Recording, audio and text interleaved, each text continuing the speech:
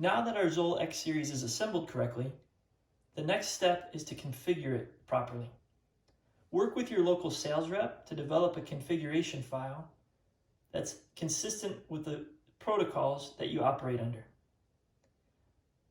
Those configurations can be copied to a USB stick and duplicated on all the monitors within your department. In order to do that, we want to turn the device on, take your USB stick and plug it into the USB port on the right-hand side of the device.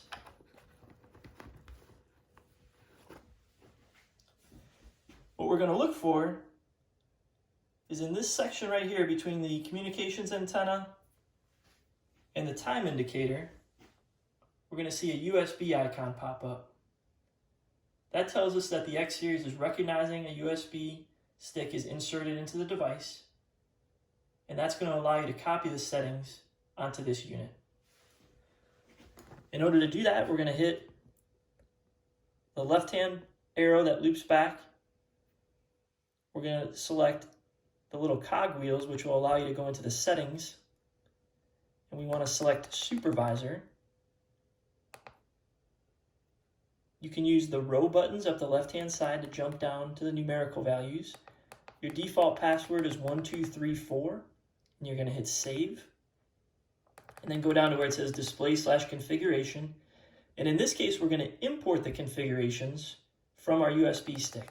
So we want to go to import configuration, highlight that, and then hit enter. The X Series is going to ask you to make sure that you want to overwrite the current settings. In this case, yes, we do. And then that process will begin. This should only take a couple seconds. Once that process is completed, select OK, and the device will start over. When you're doing the import of configurations, you want to make sure you're importing from a compatible software version as well. That's very important.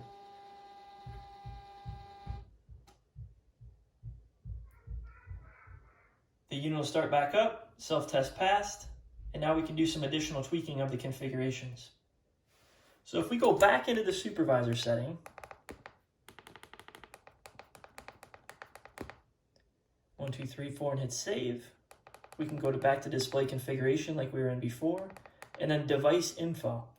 And that's going to allow us to label this unit based on the vehicle number or identifier that it's going to be assigned to. Your department name can be changed, and also the unit ID can be changed. That's important for identifying the information that comes out of the unit when you transfer it to an electronic patient care reporting system or ZOLL case review. You can then hit the home button, scroll down to where SPO2 is, go down to PI monitoring, or the perfusion indicator monitoring section of this setting, and you want to make sure that is turned to on. Then hit the home button, and the last thing we want to look at is the time.